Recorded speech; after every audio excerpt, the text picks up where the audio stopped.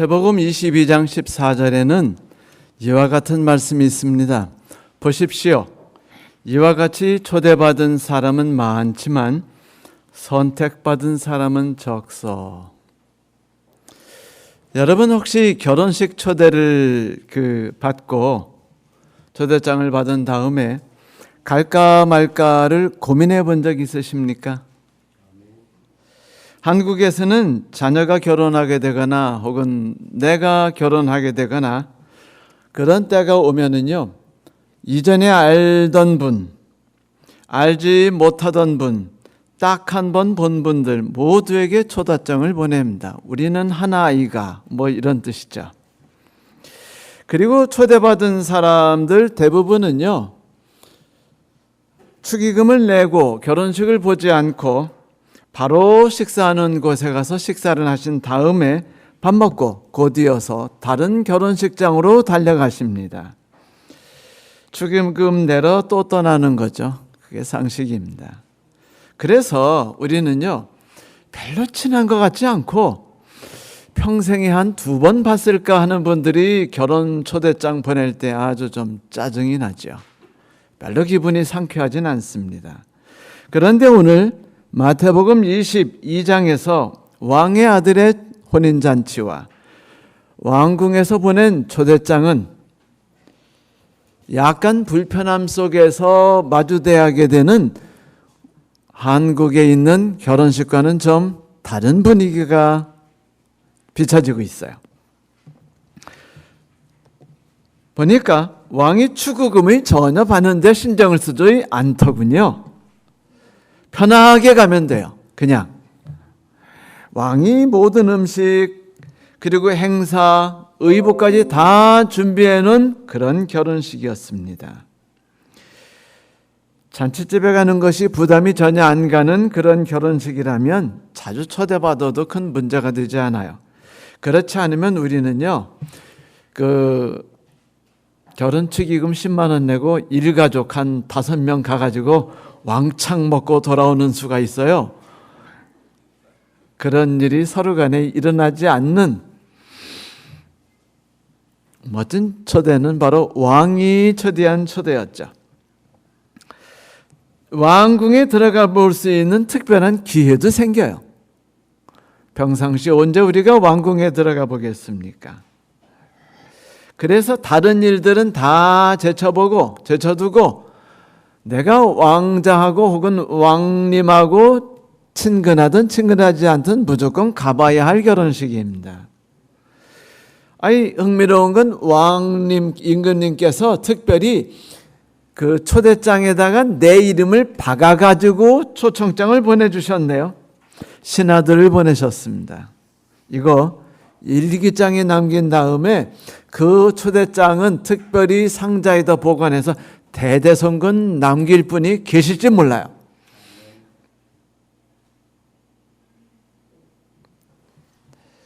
넷째, 이건 보너스인데 모두가 왕 앞에서 평등한 대접을 받는다는 것이 이 결혼식의 독특한 점입니다.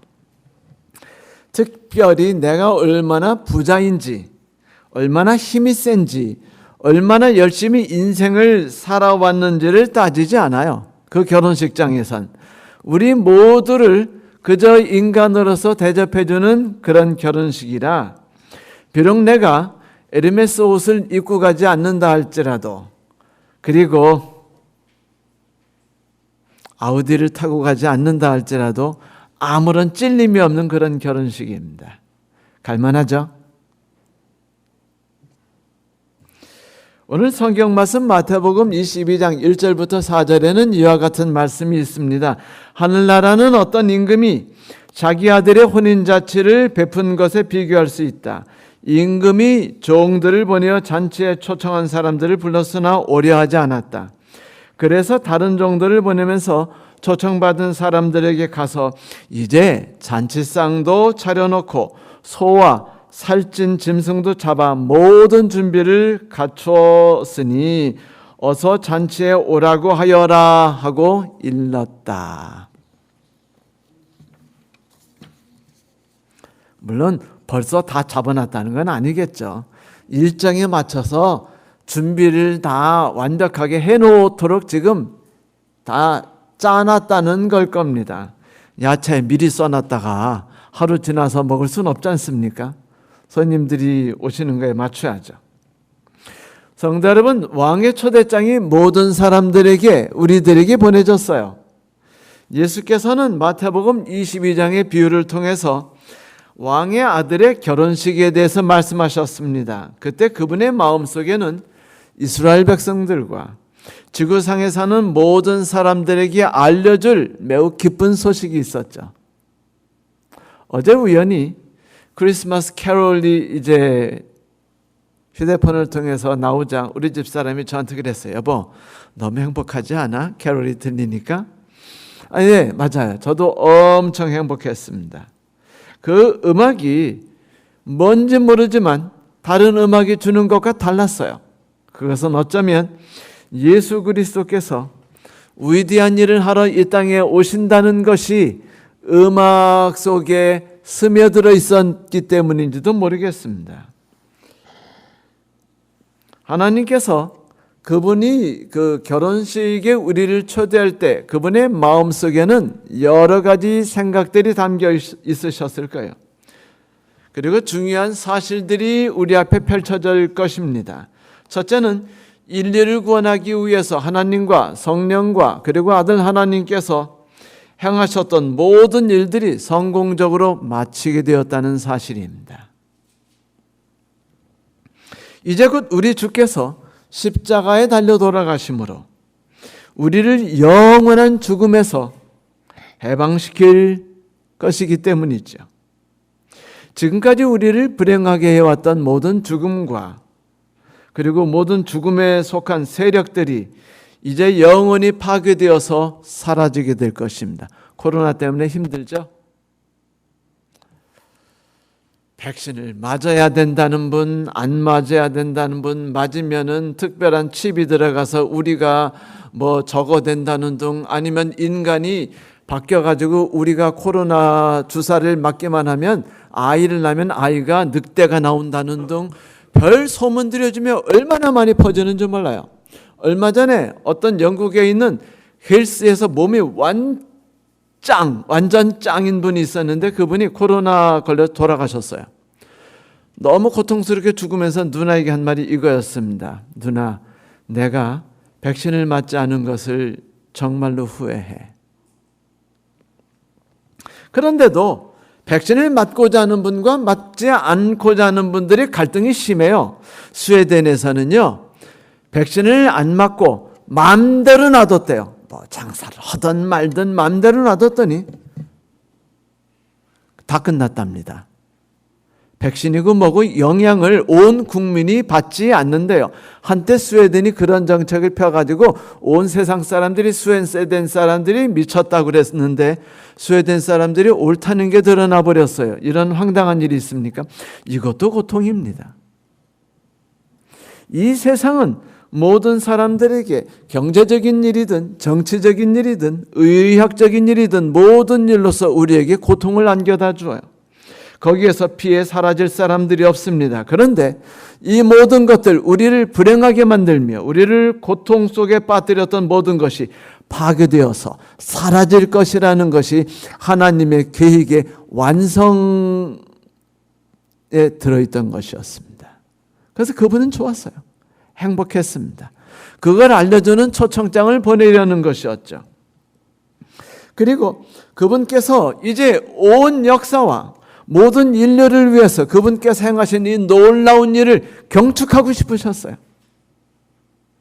아들의 결혼식과 함께 다 함께 즐기기를 바라셨죠.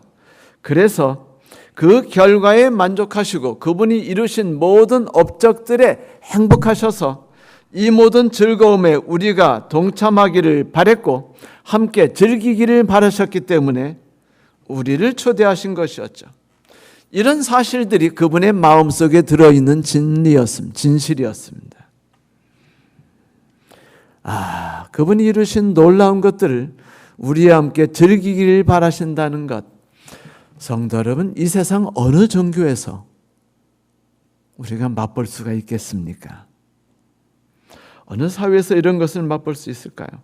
왕의 아들의 결혼식이 우리에게 말해주는 것이 또한 몇 가지가 더 있는데 그것이 무엇인지 상상이 가십니까? 그것은 신랑 되시는 예수께서 신부를 포함한 우리 모든 인류를 하늘 왕국의 가족으로 받아들이는 행사였어요. 지구인 모두가 그분 앞에서 그리스도의 거룩한 신부가 되어서 나가는 것입니다. 다시 말하자면 이건 우리의 놀라운 구원이지요. 왕의 아들과의 결혼을 통해서 새로 태어나는 겁니다. 새로운 삶이 시작되는 거예요. 그리고 우리의 구원을 축하해 줄 즐겁고 행복한 결혼식이죠. 그 잔치를 알리는 축포예요. 이런 모든 일들이 일어나는 것이 다 초대장 한 장에 함축되어 있는 의미였습니다. 모든 것을 갖추었으니 이것보다 완벽한 말이 있습니까? 인간들은 모두 불완전해요. 얼마 전에 국가에서 얼마나 그 국민들이 빨리 그 사회적 거리두기를 풀어달라고 말해서 고민 끝에 준비를 해가지고 그 모든 걸 풀어주었을 때 많은 국민들이 만세를 부르고 행복했습니다. 그런데 얼마 되지 않아서 지금 하루에 얼마 많은 사람들이 코로나에 걸리죠? 네? 옛날에 K방역 하면서 떠들었었는데 그것이 완전히 무색해져 버렸어요. 한국민의 독특한 성격으로 인해서 한국이 백신 이런 모든 것 질서를 워낙 잘 따르기 때문에 기적 같은 일을 만들었는데 그것을 놔버리자 완전히 도루함에 타버리 되는 것처럼 느껴지는 것입니다. 물론 이것이 좋은 현상이지 나쁜 현상이지 아무도 몰라요. 그걸 누가 알겠습니까? 스웨덴처럼. 하지만 이것 때문에 고통스러웠던 것은 사람들이 그래요. 정부서 이렇게 될 것까지는 예상하지 못했다라는 것이었습니다. 모든 것을 갖추었다라는 말이 여러분 얼마나 말하기가 힘든 것인지를 알려주는 거예요. 이 세상에 사는 사람들은 그가 어떤 사람들이라도 모든 것을 다 갖추었으니란 말을 함부로 할 수 없습니다. 그런데 오늘 우리가 읽는 말씀 속에서 왕이 뭐라고 말하고 있어요? 모든 것을 다 갖추었습니다. 내게 필요한 모든 구원과 내게 필요한 모든 미래와 내가 꿈꾸고 있는 모든 행복들이 다 갖추어졌다고 성경은 말하고 있는 것이죠. 초창종 속에 이게 들어있어요. 이것만큼 우리의 마음에 와닿는 것은 없지요. 여러분, 그분의 음성 속에서 무언가 뿌듯함과 자부심이 느껴지는 것 같지 않습니까? 이제 예수께서 모든 걸 완성하실 시간이 다가왔어요. 결혼식은 다가오고 있습니다. 죄와 죽음에 대해서 완전히 승리하신 왕께서는 이제 당신이 획득하신 모든 승리를 우리와 함께 나누기를 소망하십니다. 그리고 그것은 결혼식을 통해서 이루어질 거예요. 예수께서 이루신 모든 것을 신부인 우리와의 결혼식을 통해서 우리와 함께 나누려 하고 계시는 거죠. 드디어 예수께서 그리고 우리의 왕께서는 아버지 하나님께서 주관하심 아래서 결혼식을 거행하시는 거예요. 구원이 우리 앞에 베풀어지는 것입니다. 모든 것이 완벽해지는 것이며 모든 것이 완성됐다는 기쁨의 찬소리를 우리가 함께 듣는 것입니다. 성도 여러분, 결혼식에 참여해야 된다는 건 하나님께서 우리를 위해 베푸신 모든 구원들을 받아들이고 이를 기뻐하는 행위입니다.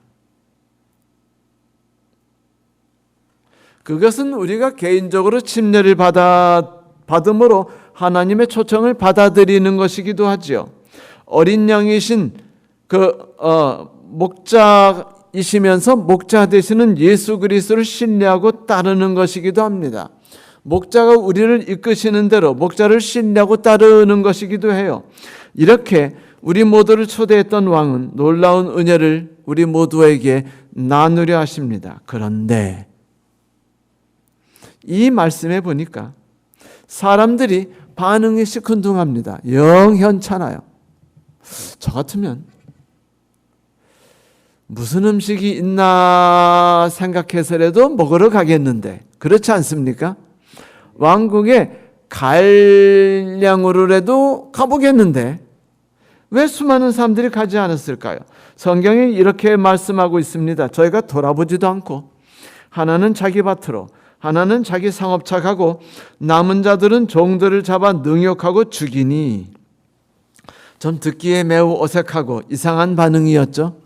무관심도 어처구니가 없는데 초대장을 가지고 2번이나 찾아온 사람들을 때리고 죽여요. 어찌 이런 일이 이 지구상에서 일어날 수 있다는 말입니까? 이런 이야기를 이스라엘 백성들에게 해야 되는 예수님의 마음이 어땠을까요? 하지만 생각해 보십시오. 지난 수천 년 동안 하나님께서 이스라엘 백성들을 당신의 품 안에 모으려고 많이 무던히도 애쓰셨습니다. 그들을 보호하기 위해서, 그 상처들을 씻어주기 위해서, 그 외롭고 떨리는 마음들을 감싸 안아서 하나님의 품 안에서 위로와 용기와 희망을 갖도록 하기 위해서 말이죠. 하나님의 왕국에서 하나님의 백성으로 살아갈 수 있도록 하기 위해서. 그런데 그분이 이 모든 일을 곧 마치실 때가 되어서 십자가에 달려 돌아가시면 이제 하늘에 들어가실 것이며, 그 모든 일이 마쳐졌기 때문에 소도 잡았고 모든 준비가 다 되었으니 기쁨에 참여하라고 초청을 보내신 것이었습니다. 그런데 슬프게도 백성들이 왕의 초청에 참가하지 않았습니다. 왜 그랬을까요? 왜 그들은 무관심했을까요? 왜 그들은 분노해서 초청장을 가진 왕의 종들에게 포악질을 냈을까요? 이 의미를 깨달아 보기 위해서 우리는 수천 년 전으로 한번 가볼 필요가 있습니다. 하나님께서 처음 이스라엘 백성들을 그 이집트에서 탈출시키기 위해 이집트 왕을 처벌하시고 당당하게 이집트를 나오도록 하셨을 때 얼마나 많은 사람들이 기뻐했습니까? 그들이 말하기를 우리가 꿈꾸는 것 같았다라고 말한 스룹바벨의 노래처럼 그런 노래를 불렀습니다. 그리고 그들에게 풍요로운 이스라엘 땅에 살게 해주셨고 가나안 땅 백성들을 몰아내셨을 때 그들은 너무 행복했어요. 이젠 불행 끝, 행복 시작이라고 생각했죠. 우리가 그리스도인이 되었을 때 우리를 불행하게 하는 것들이 모두 쓸어나가는 것처럼 보이지 않았습니까? 그래서 신앙하는 게 서로 새록새록 재밌지 않았나요? 하지만 자세히 들여다보니까 그들은 하나님보다도 풍요로운 물질과 평안한 삶에 더 만족했던 것 같습니다. 하나님은 없어도 되는데 물이 없으면 안 되더군요. 하나님이 같이 계신데도 불구하고 물이 없으니까 분노하고 날뛰었던 사람들이 이스라엘 백성이었습니다. 하나님은 없어도 되는데 배가 고프니까 미칠 듯 할 것 같아가지고 분노하고 죽일 듯이 대들었던 것이 그들이었어요. 하나님은 없어도 되는데 전쟁으로 괴롭힘 당하는 것은 죽기보다 싫었어요. 그렇게 그들은 세상이 주는 풍요로움과 권력은 만족했는데 그것을 주는 하나님에 대해서는 관심을 많이 주지 않았죠. 신기하게 이게 인간의 심리입니다. 욕할 수 없어요. 그들에게 있어서 어쩌면 하나님은 그들의 손아귀에 있는 잘 드는 칼일지 몰라요.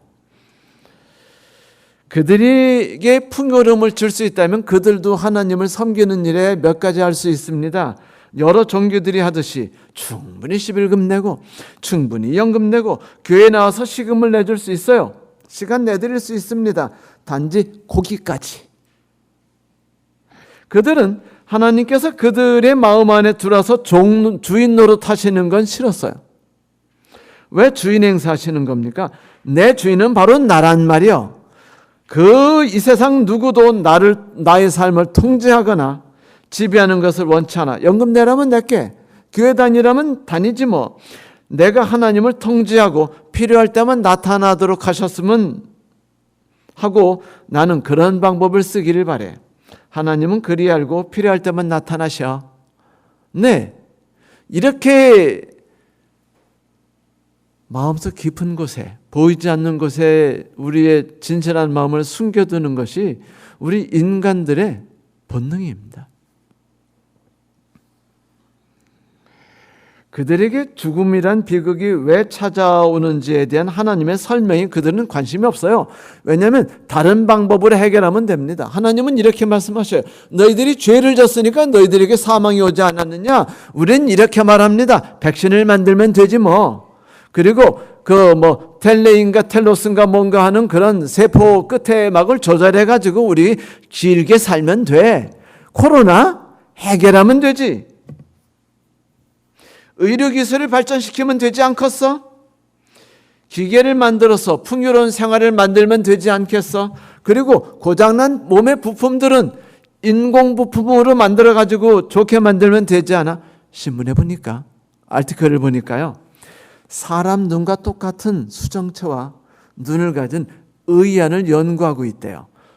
지금 초보이긴 하지만 휴대폰 카메라처럼 잘 만들면은 그 원거리, 근거리, 밝은데 어두운 걸 척척척척 그 눈에 기계를 넣으면은, 기계가 그걸 조절하면은 눈에 있는視神経 세포가 그걸 받아들여 가지고 진짜 눈이 바라보는 것처럼 만들 수 있는 날이 곧 올 거랍니다. 그래요. 죽음 하나님이 말씀하신 거 그딴 거 필요 없어요. 우리의 방법대로 해결하고 있거든요. 우리 방법대로 지금 우리는 120살까지 살 수 있다고 말하지 않습니까? 우리에게 고민은 그때까지 연금을 충분히 받을 수 있느냐 뿐이에요. 하나님께서 말씀하시는 바들이 우리에게 불편하다는 겁니다.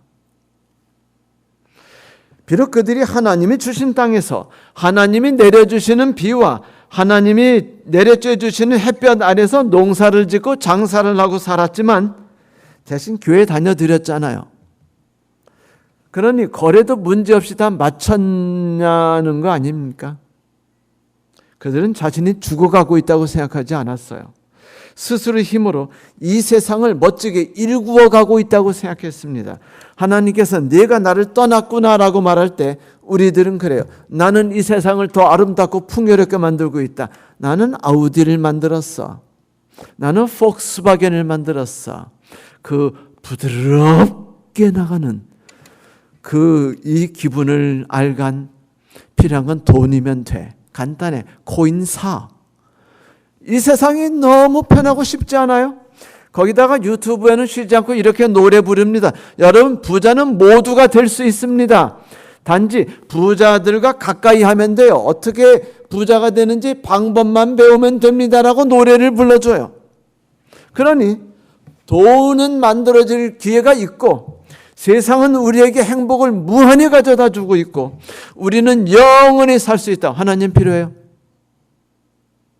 그러므로 인간의 죄로 인해서 죽음이 왔다는 모든 것을 인간은요 해결해 버렸습니다. 다른 방법으로 해결했단 말입니다.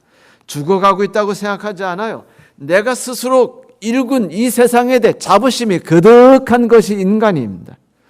왕을 만들었어요. 하나님을 버리고 왕을 만들지 않았습니까? 이스라엘 백성들이. 우리가 교육 시스템을 만들지 않았나요? 사회복지 제도를 만들지 않았습니까? 그리고 외쳤어요. 나는 부자라 부유하여 부족한 것이 없다. 계시록에 나온 말씀처럼 소리 지르지 않았습니까? 실제 1970년대 80년에 수많은 사람들이 노동운동을 벌이고 새로운 교육운동을 벌일 때 그들이 꿈꾼 삶이 뭐였는 줄 아세요? 그거였어요. 교육의 신기원을 잃어버리라. 차별이 없는 세상, 모두가 고통받지 않는 세상을 만들리라. 그런데 그들이 교육계를 지배했는데 교육계는 지금 더 엉망이 됐어요. 노동계를 만들면서 더 나은 세상을 꿈꿨는데 지금 세상은 더 어지러워지고 있습니다.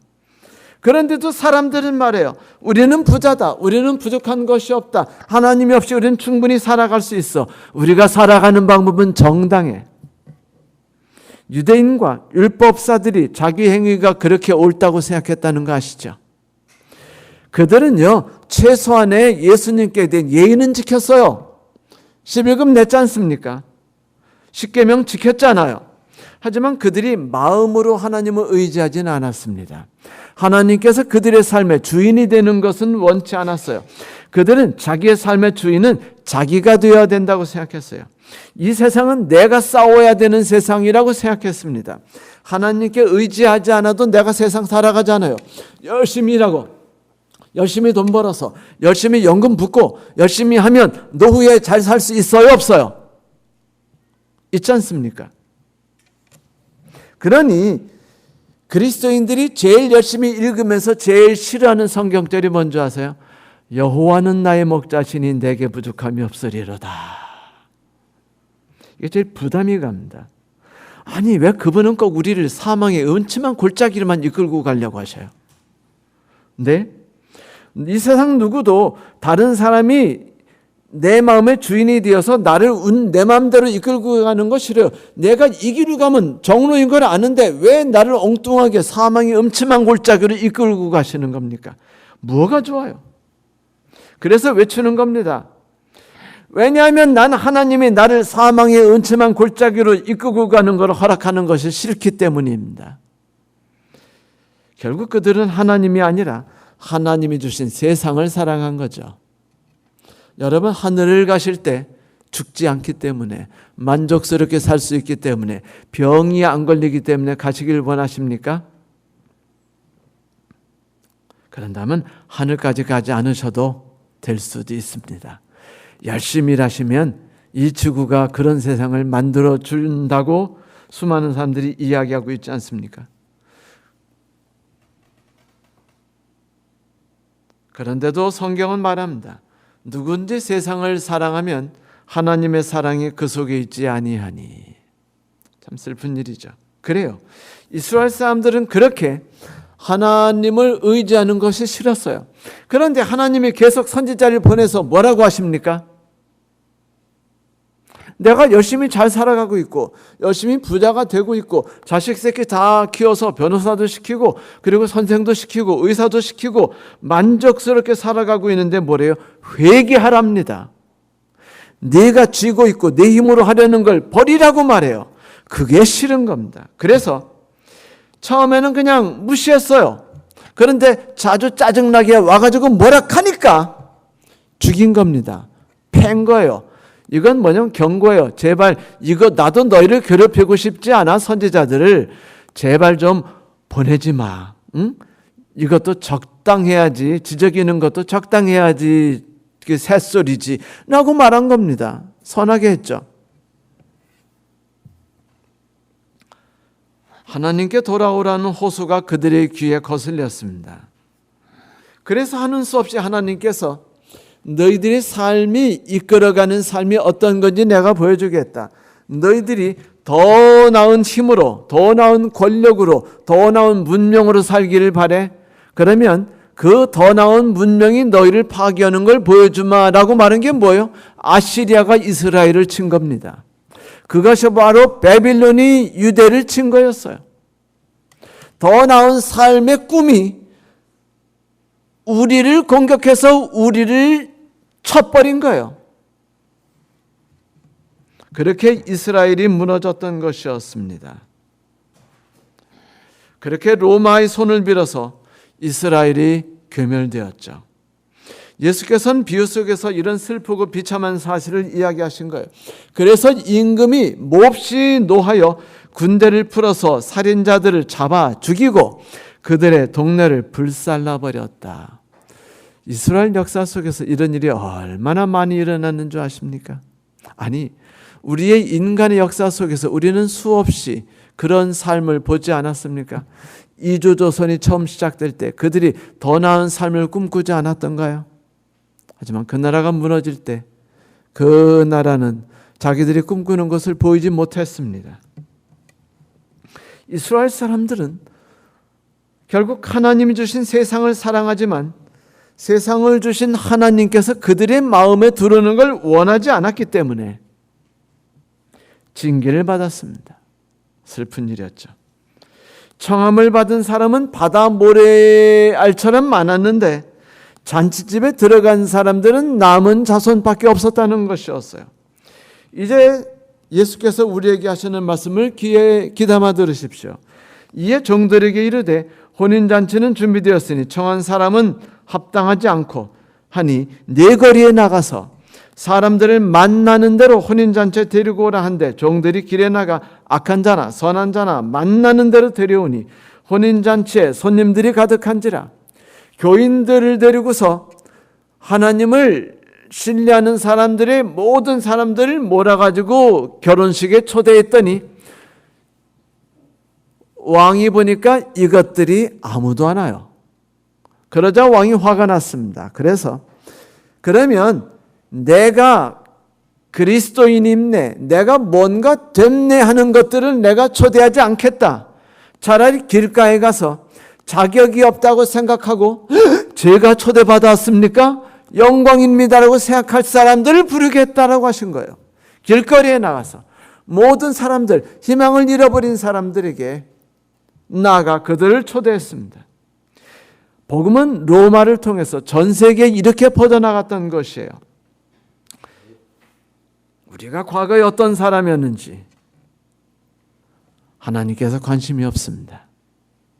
왜냐고요?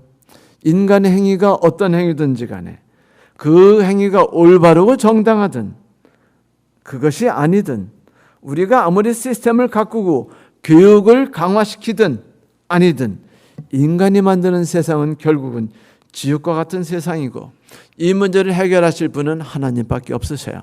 그러니 하나님께서 처음에 초대장을 보내셔서 잘 건사했던 분이 아니라 길거리에 있는 사람을 불러온다 해서 문제가 되지 않는 거예요.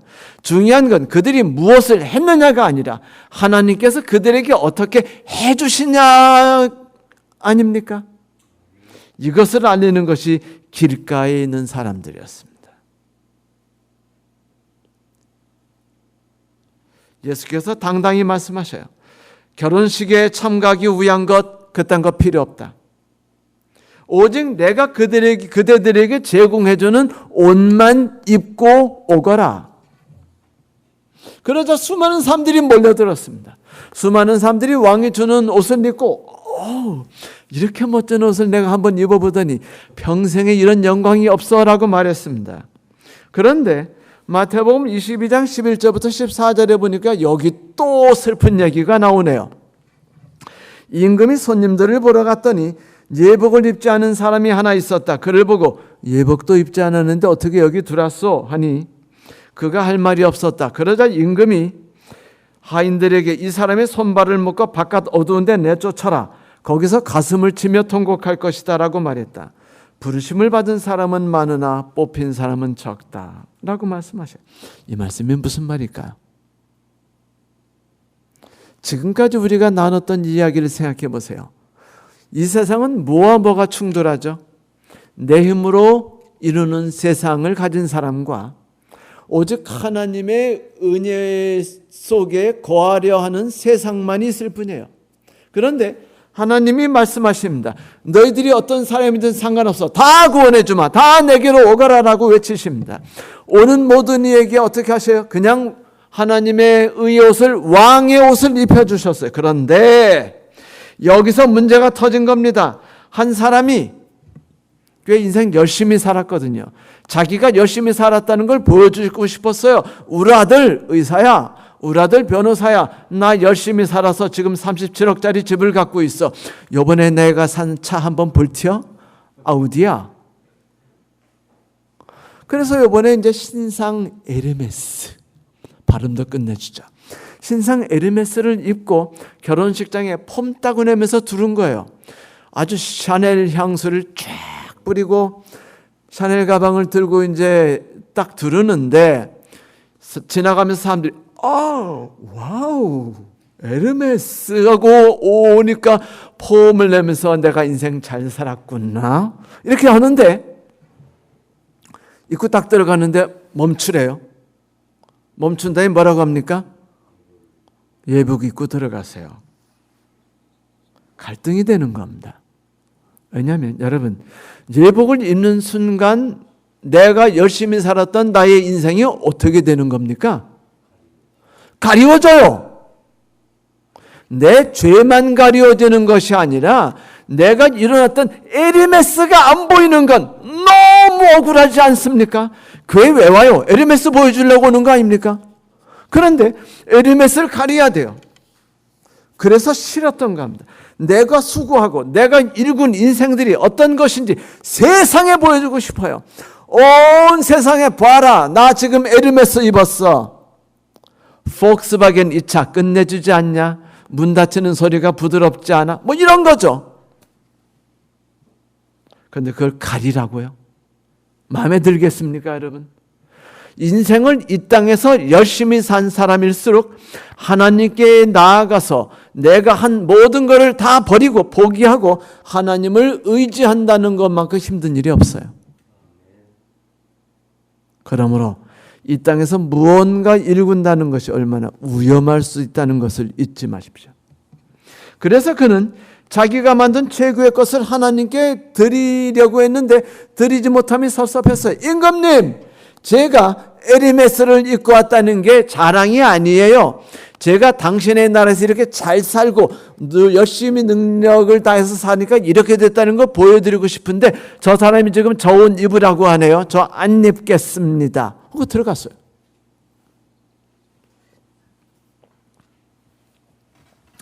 가인이 자기가 힘써 가꾼 식물을 하나님께 제사 드리는 거나 에르메스 입고 왕궁에 들어가려고 그 의복을 거부하는 거나 다를 게 뭡니까?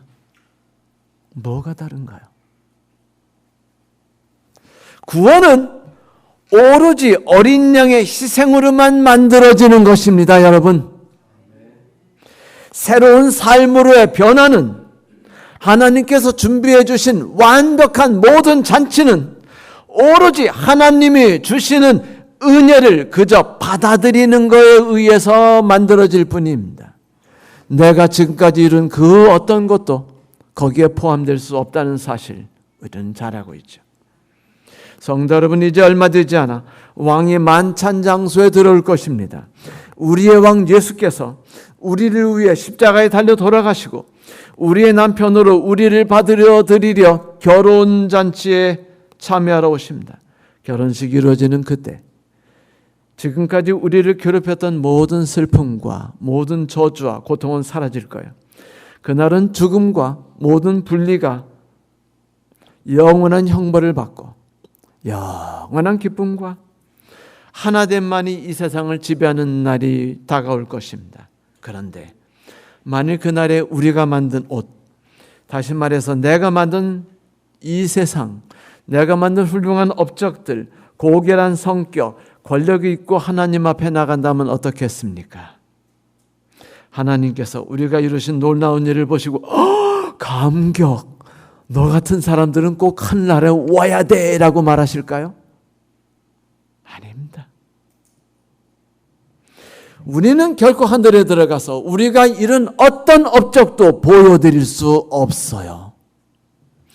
우리가 결혼식에 참가한 것은 하나님께서 얼마나 위대하신 분이며 그분께서 우리를 위해 얼마나 위대한 일을 하셨는지를 보기 위해 가는 건데 거기에서 내가 이룬 얼마나 대단한 일인가를 보여주기 위해서 갈 수 없다는 것입니다. 영광을 받으실 분은 하나님이시고 비춰줘야 되는 분도 오직 그분이세요. 내가 아니라는 사실을 잊지 마십시오. 영광의 날이 수치스러운 날이 되지 않게 되기를 소망합니다. 집사람 도움으로 주말 농장을 한 적이 있었어요. 여름에 가을 김장을 위해 총각무를 뿌렸죠. 제가 이 세상에서 제일 사랑하는 김치가 총각무입니다. 발음도 끝내주죠. 뭐 씨앗도 사고 유기농 거름 사고 삽질을 해서 씨앗을 심고 4번을 갔어요. 심을 때 가고 풀 2번 뽑고 마지막 총각무 뽑을 때 갔습니다. 근데 얼마 전에 뉴스에 나오기를 설이 내린다고 해서 막 조바심 내다가 가서 뽑았는데 와 얼마나 잘 됐는지 몰라요. 4번의 수고와 10,000원어치 돈으로 인해서요 제가 좋아하는 총각김치를 엄청 맛있게 먹을 수 있게 됐습니다. 누구의 수고일까요? 여러분, 오직 5%의 우리의 노력과 수고만이 수확을 위해서 필요하다고 학자들이 말합니다. 아이오와주 어느 농업대학교에서 보고한 바에 의하면 1평당 에이커에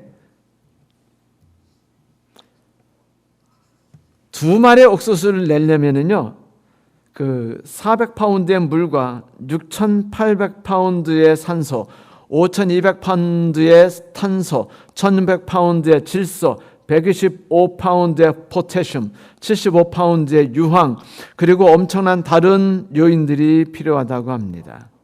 또한 이 보고는요, 비와 햇빛이 적절하게 때를 맞춰 제공돼야 된다고 말했어요. 이 엄청난 것들이 있어서 농사가 잘 된 것이죠. 근데 우리는 자꾸 내가 뭔가 좁게 잘해서 이루어진 것처럼 생각할 수 있지만 모든 건 하나님의 은혜입니다.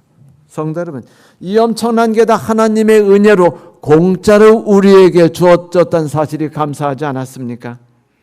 이제 우리가 아침 일찍 일어나서 오늘 밤 잠자리에 들 때까지 우리는요, 우리가 은혜로 시작해서 은혜로 마친다는 걸 경험하게 될 거예요. 얼마나 만족스럽고 얼마나 감사한 삶이 우리를 지배할지 아십니까?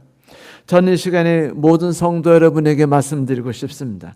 하나님께서 우리에게 이제까지 베풀어 주신 삶을 엄청나게 놀라운 것을 바라보고 감격해하고 감사드리며 그분이 초청하신 초청장을 꽉 잡고 거기에 가되 그분이 거기서 주시는 의의 옷을 입는데 주저앉는 저와 여러분이 되지 않겠습니까? 하나님께서 함께 하실 것입니다. 감사합니다.